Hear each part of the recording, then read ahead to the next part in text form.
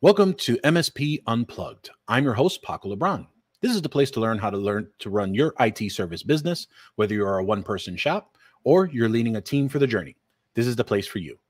I would like to also welcome our sponsors for this episode, Huntress. Huntress allows you to deploy, manage detection, and response for endpoints and identities in minutes, powered by a custom-built technology for SMBs and the expert analysts in their 24/7 security operations center. Head over to huntress.com/unplugged to find out more. I also would like to thank SuperOps. SuperOps, the AI-powered PSA RMM platform designed for fast-growing MSPs. They provide a lean and powerful way to engage with clients and grow your revenue. Head over to our link in the show notes below so you can go ahead and start your trial today. Now, I would not be able to continue the show without talking about one of my favorite things, and we've been mentioning this for quite a bit from the beginning of January till now and further. What can I be talking about? And that is our event, TechCon Unplugged. TechCon Unplugged will be in the greater Washington, D.C. area, September 12th to the 14th at the hotel at Arundel Preserve. It is our annual gathering of IT business owners. Join like-minded business owners for a weekend packed with resources to help your IT business thrive. Your tickets are going to include 25 plus educational sessions, 2 networking events and after-hours entertainment, all expo hall meals, refreshments, and happy hours, automatic entrance into generous show, raffles, and giveaways. But the most important part is to walk away with concrete action items to take your business to the next level. Although our early bird pricing is over, we do have our next phase of discount tickets. Those are going to be on sale until May 31st. So head over to techconunplugged.com, and I look forward to seeing you there.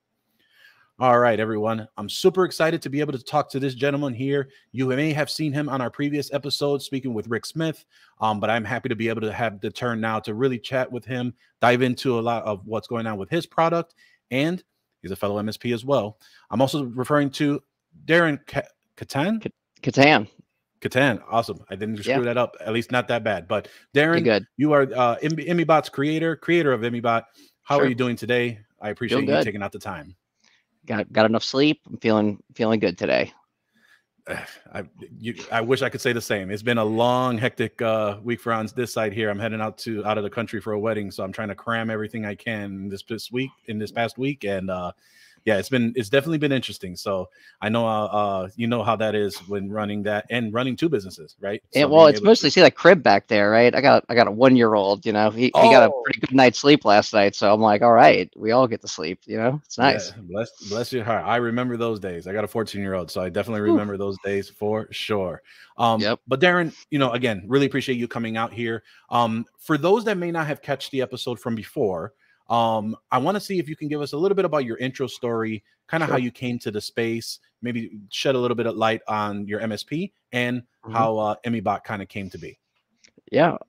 Well, the backstory is me and my business partner, Brett, we met in the 7th grade. He was trying to put together a computer club. I was the only guy that showed up.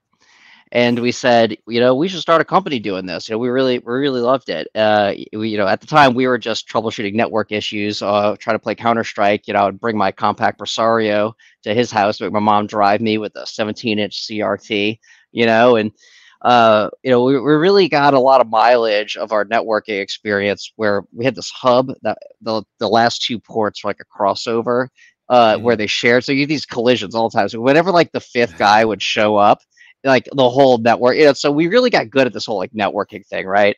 And we decided we wanted a company that was big, giant, huge. So we decided immense networks is what it's going to be. And the short and the long of it is that morphed into I don't say morphed into, but mothers is the necessity of invention, right? We find ourselves we joined HTG peer groups, now ConnectWise Evolve in 2015. We were, trying to get past that 2.5 million mark. And it was really hard because, as you guys know, growing businesses, these MSP businesses, you have to start putting these procedures in place. You have to really get your stack homogenized. And you can't just say, oh yeah, I'll just put this new shiny thing in here because I feel like it. Like you just can't scale. And so we're really hitting those walls. And when we got Paul Dipple from service leadership telling us how important the stack homogenation piece is and consistency and higher OML and all of that, I'm like, okay, yeah, we've got to do something. And then the real kick in the pants was when we realized that we weren't actually an MSP. I got so defensive of this. I said, we have block hour contracts. It's recurring revenue. You have to charge by anything but the hour. You have to charge by how many computers they have, how many people they have, by anything else but that. Otherwise, you're fundamentally not aligned with the business owner that you're servicing, right? They get that Sure. double kick when they get that bill. Not only were they down, but they're getting kicked in the pants. But you guys understand that. Yeah. I didn't at the time. So I come out of there and I'm thinking, okay, Brett and I, we went to LSU, we went for computer science and computer engineering, and we were gonna, we're gonna automate everything that we could possibly automate. And we're thinking, we're coming up from behind because there are MSPs that have been doing this for 20 years, and like, how are we ever going to catch up? Well, 2016 rolls around, about a year later, I go to Automation Nation, and I realized that the scripts that I had scrambled together over the course of the last couple of years, I found myself sharing lots of those scripts with a lot of people there because they simply didn't have it. Right. Mm-hmm. Oh, wait, you can install Office based on the license that the person has. Oh, yeah, I want that. Oh, you could install software based on the products that we're charging people for and ConnectWise manage. That makes a lot of sense. Like, let's tie those things together. And I just thought everyone was doing that. And we were like the last guys getting there, like, oh my God. And then I realized like no one's doing this, but everyone needs it. And it became quite laborious for me to share all these scripts with people. I've written one that was to get the update warranties on like Dell, HP, Lenovo machines. It was right around the time that Warranty Master had upped their price, and everybody was like real mad about it. And so I said, "Hey guys, here's a PowerShell script. Like, I just have this because I wrote it. Like, whatever." And then it was like, oh, there's a bug here. You need to update the API. And I'm like, okay, now I'm like trying to shuffle. Like, okay, you get this copy and you got this bug fixed and change this variable. And it was really unmanageable. Anybody who's trying to share scripts, at least in the ConnectWise Automate, understands the pain. And I said, this would be infinitely easier if I just had like a central database where I could just curate this stuff for people, right? So that's really where like ImmyBot sort of came from. So the initial sort of implementation was like 50 or so automate scripts that had just massive SQL queries in them to get all this crazy logic. That's the only way you could get like good conditional logic and automate. And I said, you know what, let's just pull it all out. Let's do a standalone .NET app. We'll slap Vue.js on top of it because I had a couple of devs already. We were doing like work for hire, and they didn't really want to do that anymore. And I said, we're not going to do that anymore. We're going to focus on this thing. So we did that. So we pulled it out and we made it its own standalone thing. But one of the unique things that we did is we didn't build our own agent at first. We did that later. We used Automate's agent, and then we tied into Screen Connect. We used their agent because I feel like you got this agent sprawl problem, right? Where everybody's deploying some new tool and it's like, oh, don't forget, you got to push my agent out to all of your workstations. And it's like, oh my God. And then even if you want to trial the software, you've got to push this agent out just to see. And then it's like, oh, I don't like it. Okay, now you got to go find a way to rip it off, and they're not going to help you. And so I was like, what if you could trial a piece of software? You just give it API creds to Screen Connect or Automate, and now we have Enable. What if we could, just put that in and use their agent and demonstrate the functionality and not have to put another agent on the machine? How cool would that be? Well, inevitably, people come along like, well, we don't have an ARM. I'm like, okay, well, I guess I have to build an agent. So we do have an agent, right? And we end up using that for like the new computers. But the mindset that we have is everybody's got an agent, but who's managing these agents, right? Like, who's making sure that you remember to get that Blackpoint agent on all the machines for the client that just decided to pay you for that premium security plan, right? Normal MSPs are going through and setting up a project, and they're, okay, well, we're going to go ahead and make a script in our RMM, and we're going to plug in the key for that. And I'm like, oh my God, forget all that, right? Like, give me one API key. I'm going to reach out to SentinelOne, and I'm going to say, I need the registration token for this customer. Thank you, real time. And I'm just going to do it.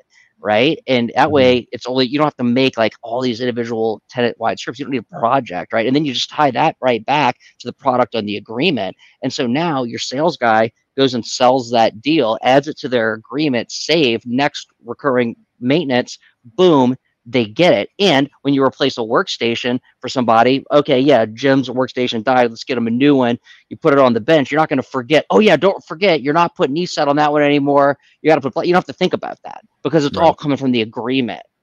It's a thing of beauty, right? That's the way it ought to be.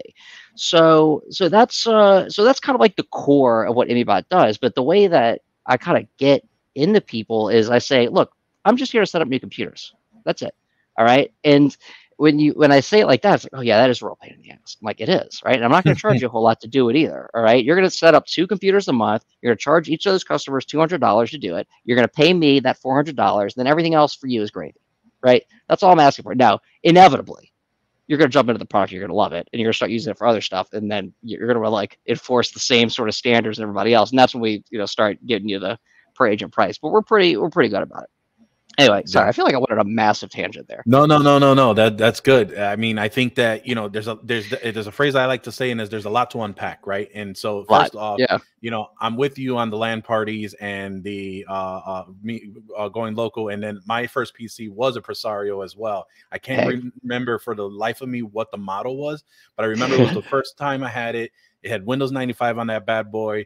It ended up crashing on me, and I had no idea how to fix this thing. And my old man had spent buku money on it, so I was like, I got to fix this thing, or I have no PC. And so, reaching out to a local buddy of mine at the library, he was what they called a field navigator for AT&T that were doing a partnership with the Chicago Public Libraries.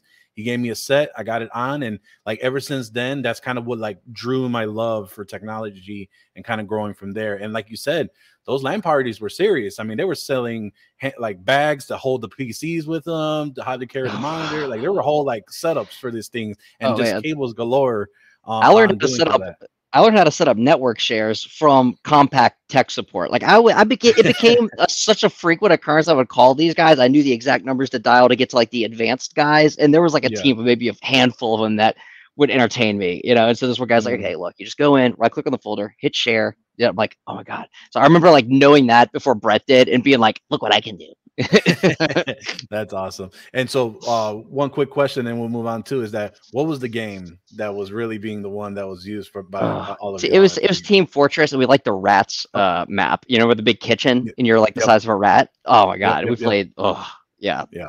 So us, it was we were big Quake guys, so we were all doing the big Quake thing on there. So, but cool. Right.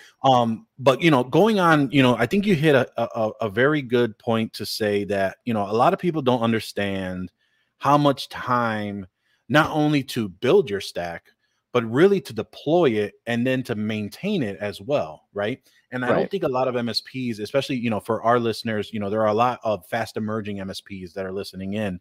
And so they're trying to figure out, they hear these phrases over the years of standardization and ensuring that, they can make a scalable and repeatable tasks so that, like you said, you can't trade time for money if you want to scale. You have to really figure out a way to double your efforts in a more automated and more, again, standardized way. And so the fact that, having the foresight of saying, hey, if I can have it where it's in the beginning of before we even have the problem, to say, hey, here's what we've contracted for, here's what we're saving, and we have all that kind of preset beforehand, hit a button, and then this system will now kind of take advantage of that, is really pretty huge, right? Well, I want to point something. I want to point something out that really bears mentioning. Especially if you're just entering the space as an MSP, you have to do a little history lesson on the tools that are being sold to you.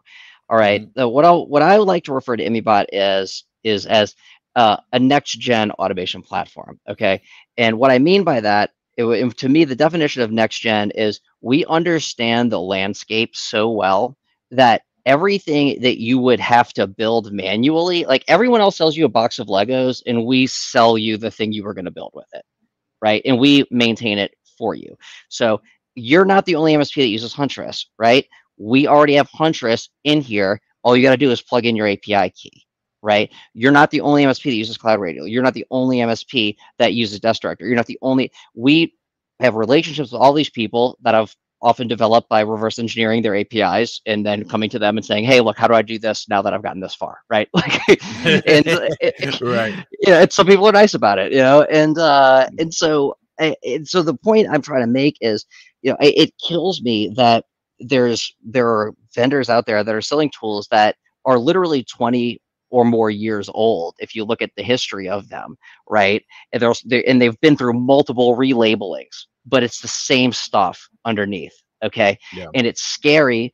And I'm not trying to play like, ooh, like, security thing, but it does happen, right? I mean, I'm sure, there will come a time that we are going to be that 20-year-old vendor. It's like, oh man, I can't believe they're still using Entity Framework. Oh my God, we're a bunch of idiots. Like, I'm sure that will happen, right? But like the amount of technical debt there is in some of these systems and the amount of work that you have to put into them. And then the fact that, think about this. PowerShell is the de facto standard if you're going to be doing any sort of real automation on Windows machines, period. Right. Okay. Right. But most of these systems were developed before PowerShell was like even a concept. Okay. And so it was slapped on sort of haphazardly. And they were like, oh, yeah, you could even do PowerShell. It's like, okay, but what am I building with it? And like, isn't there someone else that's already written this PowerShell script? Like, why should I? Because if you think about it, PowerShell is a lot like C#. It's not like a real developer language. And you hear about how much companies like Fang pay for like real developers, right? So you're in a situation where you're taking a guy who might be really smart and you're saying, hey, don't learn this language that will ultimately boost your career and make you more portable and more valuable. Learn this proprietary crappy language invented by these guys 20 years ago because something like PowerShell didn't exist. And I want you to put that on your resume. And now you're locked in. All right. So to me, you're doing an injustice to your employees if you're trying to make them learn these proprietary systems, right? It's just shout out to my Cobalt developers, but right, well, hey, that's what stood the test of time. That's a real language. Okay, right, that's true too. No, I get what you're saying, and and I think you're right, because I think there's a point where they have tried to solve this problem, right? But either A, they either lazily did it, or B, they just tried to build something because they wanted to say something cool and they wanted to have it on their own versus doing something that's universal. But how much time and how much are you paying the person to do that, right? Because if you do that, the MSP that's paying me $400 a month had it done yesterday, and he did nothing. I'll even take that to a layer further where the MSP trying to do what ImmyBot probably does is how much labor and man hours are they trying to do just to even use the quote unquote automated tool and system to do what they wanted to do. And so when they look at a value like your software and they say, well, I'm not going to pay that per subscription. Okay, but here's the question though. Like you just said, hey, you're going to do 2 computers, $200 each, $400. You're going to pay that to me. How many hours are you spending to try and recreate what you just did? And not only to create it, but to maintain it. And I think that's where we get screwed up on. I think the amount of time it takes to create, document, maintain, then when a change comes to point, to then go back, all your text on it, train all your text on it, and then start back at zero to restart that whole process. And I don't think a lot of people really put the dollars to cents on that saving of improving their time by doing something political like this. Too, because like I'll get on sales calls and it goes one of 3 ways. All right, it's going to be either Kyle the bench tech, it's going to be Jim the automation guy who's the shortstop who knows everything, or it's like Mike okay, I get it, you know what, I'm going to trash the rest of my stuff. And the guy in the middle is the guy that I don't want to talk to because he's got so much sunk cost in this legacy system that I'm like, don't even put me on the phone with that dude. All right, like he may appreciate what I've done, okay, but he's gonna like, I have 10 years in my scripts and I'm not letting go of it, and blah, blah, blah, blah. And all right, no, put me on the phone with Kyle. All right, put me on the phone with Kyle, and I'll say, hey Kyle, listen, forget what Mike over there is talking about. All right, let me just show you. Like, we're gonna knock this out, okay? And every time you set up a computer, oh, you need that software too. You just add it like this, boom, 3 clicks, done. Okay, and before you know it, he's cranking out workstations, and he's not even using any of that 10-year-old crap anymore. Right. Yep. And so, a lot of times they put me on the phone with like their most technical dude, and it goes one of 2 ways. Either he gets it and he's like, okay, I'm scrapping what I've got. This is better. Or, then I've got to have this like, pissing match with this dude about how his stuff might be better in some like random way. I'm like, okay, cool. You have fun maintaining that. So it's funny. So it reminds me of a book, and I preach this all the time. It's called The Phoenix Project by Gene Kim. I knew you were going to say it. I knew you were going to say it. Yes. And so, like you just said, so I got first introduced to the book by a mentor of mine and our former director of IT ops who owned an MSP, has since sold in 2021, exited. Great guy, and has really shared a lot of information. And he's like, look, you got to read this book. It's going to change your life. And because we're going through some strenuous things back then a couple years ago, and I was at my wit's end on some stuff. And so when I read the book, exactly like you said, you got the breadths of the world. And I've already mentioned this book. So everyone who's listening, if you haven't heard it, listen to the Phoenix Project episode with John. But, having the Bretts in the world is going to not only your cost, you're going to sink your morale, but honestly, your unplanned work is going to get ridiculous because now you're relying on this single point of failure to do so. So like you just mentioned, go ahead. My takeaway from that book, I don't know how many of you guys have read it, but my take, the basic gist that I walked away with was there's one really smart guy at this company who becomes, like you said, the single point of failure for everything. Meanwhile, there's this not urgent but incredibly important for the longevity of the business project to move their ERP or whatever it was to like this new system that he was going to build because he was smart enough to develop it. But because he was maintaining all these custom reports and he was maintaining all of these other little things for all these different branch managers, he had absolutely zero time. So what he had to do and what they chose to do is they cut off his phone, they cut off every source of distraction, and they said, you will only work on this ERP thing, right? And do you know what I did at my MSP? I stopped answering Teams chats. I stopped getting involved. And you know what happened? My tech started figuring it out.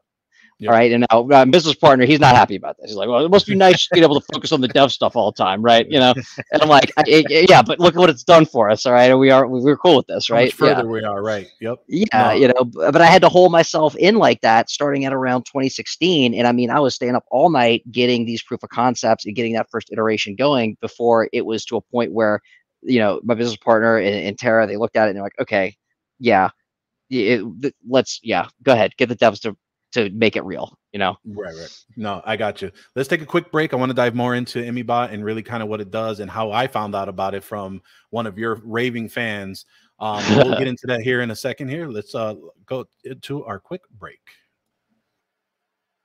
Over the last 7 years, my MSP has partnered with Huntress as our go-to security platform, detect suspicious endpoint activity, and uncover hidden adversaries. If you've heard recently on several tech news outlets and subject matter experts, they're all saying the same thing. You have to have an EDR. That's why we've partnered with Huntress. I cannot tell you how many times we've onboarded a client through the agent on and all the fun that we found for us to clean up. It's no wonder why Huntress has been awarded one of the leading security solutions by G2. You'll hear comments like peace of mind or Huntress, the company that has your back. It's all thanks to their experts in their 24/7 SOC. It's the needed second set of eyes that we need. Not to mention you receive detailed incident reports packed with expert insights written for all skill levels. To find out more, head over to huntress.com/unplugged for a trial so you can deploy in minutes with zero user disruption. Tell them that we here at MSP Unplugged sent you. All right, perfect. Thanks you to our friends over at Huntress for supporting this episode. All right. Now, Darren, so I actually found out about ImmyBot from talking to Josh Weiss, where I can't recall his MSP that he was previously before he got acquired, but we were just talking about Stack, and I told him the tool I was using was Nanite at the time, and really just trying to automate it. He's like, dude, what are you doing? He's like, you gotta go over to get ImmyBot. I was like, oh, I've never heard of it. He's like, dude. And so we got into this long conversation, really what your efforts were doing, what you were trying to do, what it was doing. And what's so interesting and how you've obviously positioned this is that this is a true MSP IT service business toolkit package, automation platform to help them get not only the time back, but do what they're trying to do, right? And limit and shorten the time it takes for being able to really focus on just the things that are needed. So, can you share a little bit about, we've talked about obviously the automation, and it is an automation platform. There is agents and scripts involved, but can you share a little bit more about how ImmyBot really assists those? And and what I'm trying to get at is more of for someone listening that may quote unquote have a solution, how this should be something that they can at least reach out to you to learn more. Sure. Yeah. I think the most forward facing MSPs they always try to pit me against Intune, and that's fair, right? I wish I liked Intune. I wish Intune was better for MSPs. You said, this is really made for MSPs, and people sometimes say, oh, Intune might build this feature. Okay, Intune is never going to have a feature that lets you deploy your antivirus based on what ConnectWise Manage says, right? Like, I don't ever see that being on the Intune roadmap, right? We can't even get cross-tenant policies out of Intune, much less like conditionally available based on what some arbitrary system over here says you should have, right? I just don't see it happening. And if it does happen, it's going to be a bunch of custom scripts that you have to write in Intune itself. So Intune is frustrating. It's really obviously made towards these massive enterprises. It's slow. It's impossible to really dig to get, because it could take anywhere from 10 minutes to 8 hours for a script to run in Intune. How are you going to get every possible edge case? You can't, right? Our script execution, 98 milliseconds. Okay. That took a lot of blood, sweat, and tears to get it down to that point. Why? Because I know if I'm going to iterate as fast as I need to with this product, I need a fast, good script engine, right? Sure. And that's what we built. So, for the guys who are sort of wondering, like, what makes this different, or why should I, consider it? Just think about it like this. It's almost like we use it ourselves. We've got so many creature comforts for MSPs that it's, at this point, we've got over 550 now, and it grows. We're growing 5% top line month over month. So it's like it's growing at a very rapid pace, and we're not funded. We're not looking for acquisition by Kaseya. My roadmap is 10 years, and ideally sell it to Microsoft and just tell all these MSP guys who are writing terrible software, sorry. All right. But hey, I shouldn't say that on these. Oh, no, we'll consider it. I don't know. I'm having a lot of fun writing it right now, and everybody's got a price, I guess. But no, we're not entertaining that right now. We're having a lot of fun being the new guy that's doing things that other people aren't, where other systems are just missing the mark, or just have so much, or encumbered with so much legacy that they can't be as nimble as we are. Yeah, I mean, it speaks to, and I had a question asked to me on a panel that I was on a while in, I think it was Channel Futures. And the question was, what do vendors need to do better to improve the relationship with the MSP? And my response was, companies like yours is, vendors that have come from the MSP space or currently operating an MSP are much better now than those with the technical debt or those that came to the space X amount of years ago, because you all get it. You know what is needed, right? It's baked in from the ground up. Right. And to the point where if someone made a request to you, you can say two things. A, hey, that's a great suggestion. Didn't think about it. Let's dive into that a little bit more. Or B, like, no, man, dude, that's dumb. This is why you need to do it this way, and this is and this is how, because I experienced what you're talking about, and this is how I was able to do it, because I tried to do what you tried to do, and it's not going to do what you think is going to do, right? And so people need that perspective, and I think from where you come from, you're really showing that and being able to say, hey, look, proof is in the pudding. Take a look. See what's going on. And the wildest part is, we get into the SaaS game, and Immy's growing very fast, and we're like, all right, this is awesome. We're gonna, Immy's gonna, supersede Immense. Well, guess what? Immense has continued to grow, and I would love to take credit for it. I can't. We have a great team that's run Immense, while I'm not, there doing it every day.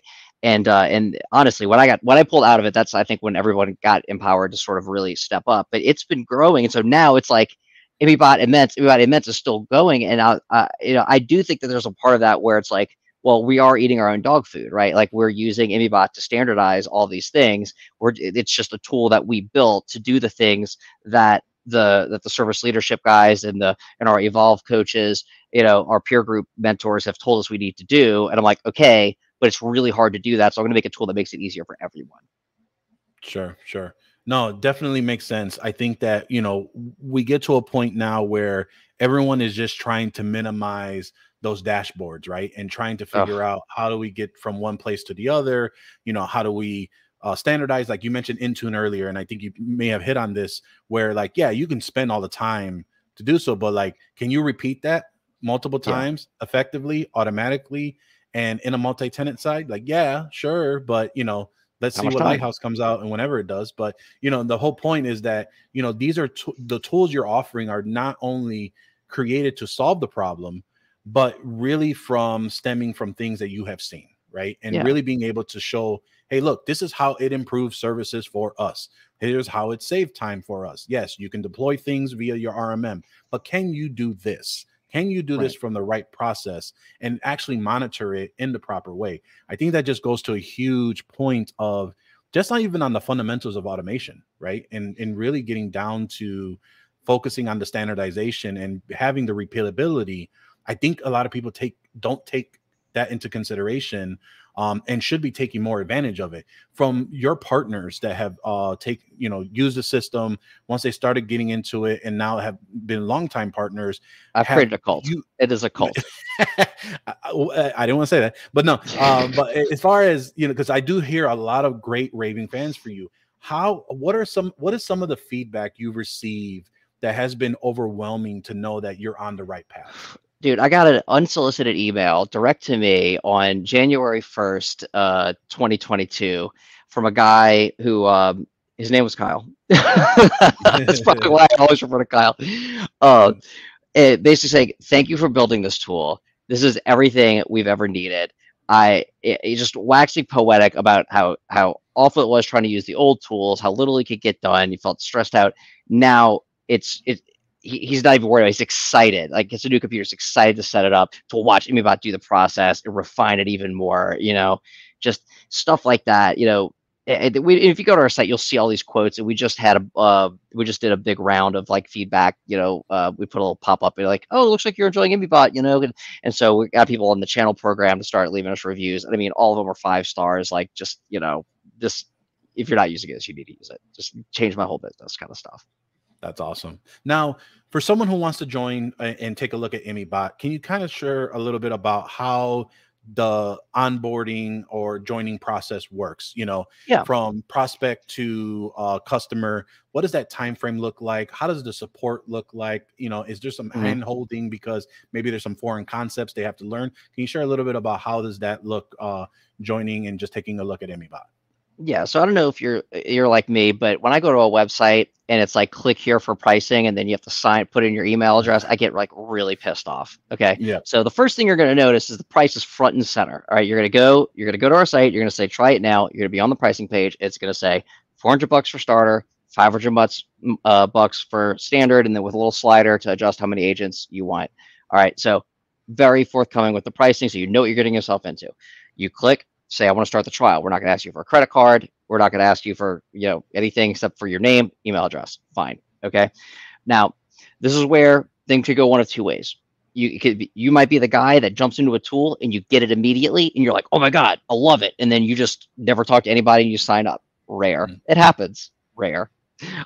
Most likely, what I encourage people to do is get in it, unbox the computer, have a new computer that you're going to go pull from the stock shelf, unbox it, and just use ImmyBot you have a little wizard. So once you get logged in, it's going to direct you to go through like a little wizard. It's going to ask you to grab a flash drive, put the little agent thing on it, unbox the computer. Just do that. If you just follow that, you're going to learn a lot about how ImmyBot works. A lot of people like to bypass that and like, oh, I'll figure it out. And then like 3 weeks later, they're like, can we get a trial extension? We didn't really understand. I'm like, oh my God, did you follow? Okay, whatever. So, so then and there's also like this little drip. So I do this like little automated thing, but it's a little one-liner. It looks like I sent it from my iPhone, so it comes from like my email address. It's like, were you able to get logged in? And a lot of people respond to that because it's a quick question sort of deal, so if they have trouble logging in or whatever, I'll get them in, or if they didn't get a chance to set up a computer, if they didn't set up their onboarding call, I'll get them to do that. But I like when people like, give it their best shot through that wizard, get as far as they can, fall on their face. They're mad, but they're like, I'm interested, but I'm curious. And then let's schedule that onboarding call. Here's what happened. Here's why that didn't work. You didn't set up the Azure integration. You need to set up your RMM. You need to do da-da-da-da-da. We tie those dots. We rerun that same session, and it goes from, half red, half green to all green. And they're like, oh, I get it. Yeah. Or they could just bypass all the frustration and then set up the onboarding call, right? So, or you could do that. But honestly, I prefer you to try it a little bit because I have to explain like every little. If I have to walk you through the damn wizard, like give me a break, please, come on. No, I hear you. No, so I think that it sounds like something that, you know, again, you mentioned RMM, so it does tie into other systems. If they don't have the USB drive physically there, remote teams can work on helping to update some of those things as well. You know, if you had to say, you know, this is probably my favorite part of the system in ImmyBot, what would that be? For like, what is your, like, out of the most, like, out of this portions of the systems, how it operates, what's your baby in this whole thing that's like, oh, I love this. This is probably my favorite thing of either that we're coming out with or that we have right now that I'm improving on. Oh man. Okay. My favorite, I'm going to start with the part that I call the magic area, and that is what we call the session details page. That is Okay. where you're literally watching Immy run through every piece of software that the machine is supposed to have, and it's going zip, zip, zip, zip, zip, zip. And you just see it run through, and it's got a lot of colors. There's a lot of action happening, and there's a lot of real-time updates. It's really cool to watch, and that's the clincher. When people get to that stage, they get through the wizard, it ends there, and they see it doing that.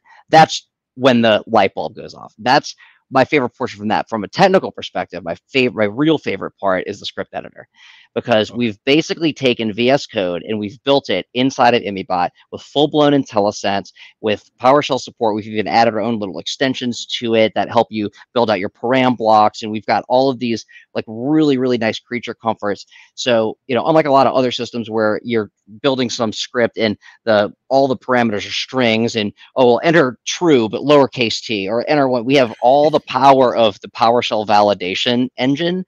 So so when our techs are using it, you could declare, oh, I want this to be a drop down, I want this to be a radio button, I want this to only show this. It could dynamically pull from APIs to get what available options there are. So it's like literally impossible for your techs to screw up. When I was writing scripts back when I first started doing this, that was the hardest part. I had to run all the scripts. The techs were coming to me, hey, Darren, do you have a script for this? I'm like, yeah, go try to shit, it only works on my computer. You know, like, so, you know, or like, yeah, no, put a 1 there, put a 1, and then don't put -1 on that other, you know, because there was no way to enforce those, like, you know, for that form validation. So that I'm really proud of too, because when you get into it, and it's not immediately obvious, but for like deep PowerShell guys, when they see it, they're like, wait, you're telling me that I could make a form out of the existing param block on my script?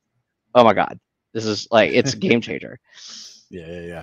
No, I mean, I love the excitement. I can definitely hear, obviously, how this has obviously been such a great path and journey for you on creating this system. I know you've been very generous with your time so far, and I do want to make sure that before we round out the episode, if there's anything that we could share or any details we may not have covered. I know that you're going to be doing some event tours as well. For those that may want to, you know, catch you, chat with you a little bit more. And then outside of that, if they can't go to those events, how can they find out more about ImmyBot? Sure. So yeah, we will be at Right of Boom. We'll have a booth there. Also at Enable Empower. We're actually bringing the entire team to MSP GeekCon. So if y'all want to just, you know, a lot of our power users we're on a first name basis with, you know, and so it's a lot of fun to really meet those guys and, you know, talk tech. So MSP GeekCon is a great place for that. And, you know, we have this great community on the MSP Geek Slack Discord. So, you know, whatever your preference is, join there. It's via ImmyBot, and it's a really fast moving chat. We've got a lot of guys in there that have been there from day one. New guys come in, and everybody's very helpful, helps really get you oriented. So, you know, even if you're Immy curious, jump in there, start talking to people, you know, maybe sign up for that trial, you know, kick the tires a little bit. And you'll get oriented very quickly, and you'll see how much excitement there is, because people in there really love it. And then my understanding is that you'll be having a pre-day on MSP GeekCon. Is that true? Yes, we are having a pre-day. Okay, perfect. Awesome. Well, folks, you've heard here on how to reach out to Darren, reach out to the team over at ImmyBot, see and meet the team at ImmyBot. And again, I've heard a lot of great things. I'm super happy that you came out to chat with us again. Wanted to really make sure that we do a good highlight on the product, because, you know, from everything I've heard, we want to make sure we get a little bit more time with you and just, you know, hear a little bit more about you and all the things you got going on over there. So again, really appreciate your time and taking out from here. And for all of you, appreciate you tuning in as well. Tune in every week. Watch the video podcast on youtube.com/MSP Unplugged. Like, subscribe, hit that notification button, and be notified whenever a new episode is available. But you can also take us with you on the go. We're on Apple Podcasts, Amazon Music, and on Spotify. And don't forget, head over to TechCon Unplugged to get your discount tickets. It's going to be a great one. It is our 5th annual event, and it's going to be a good one. Thank you for listening, and we will see you next time on MSP Unplugged.